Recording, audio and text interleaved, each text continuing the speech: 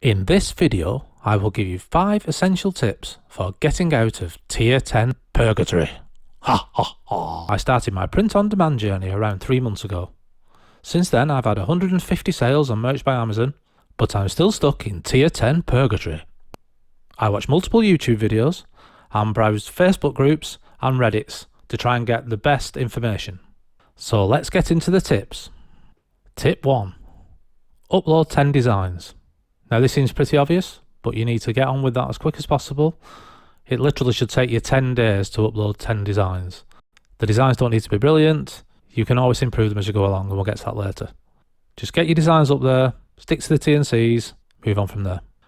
Tip 2. Get 10 sales. Now that might seem easy or it might seem hard. It can be different for everybody. What I suggest is you get your 10 designs up as quick as possible. Stick to the American market if you don't know what you're doing.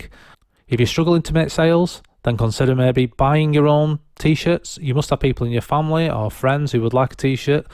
If you can identify a trend like I did to get my initial sales, jump on that trend. Obviously certain times of years are going to be easier. But worst case scenario, buy your own shirts. Tip 3.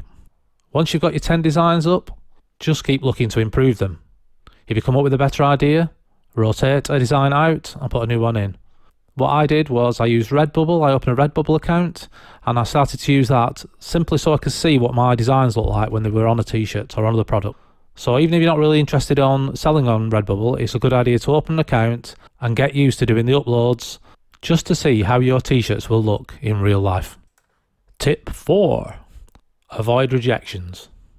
To avoid your designs being rejected, it is very important to check out whether you are infringing any copyrighted materials. There are various websites you can go to which will check whether that design has a trademark on it and whether that trademark is live. As well as copyright, you should also take note of Amazon's other T&Cs. If you wish to use adult content on your t-shirts, you must make sure that the youth button is not ticked. Failure to do this will almost certainly result in a rejection. Be very careful not to use anything on your t-shirts that could be seen as hate speech that would result in an immediate ban from Amazon. In fact, the consensus is that politics is something that should be avoided while in the early tiers of Amazon. Avoid using things like gift, present, etc. in the title. That's fine, it's in the bullet points or in the description, but not in the title. Also avoid putting anything to do with the t-shirt itself.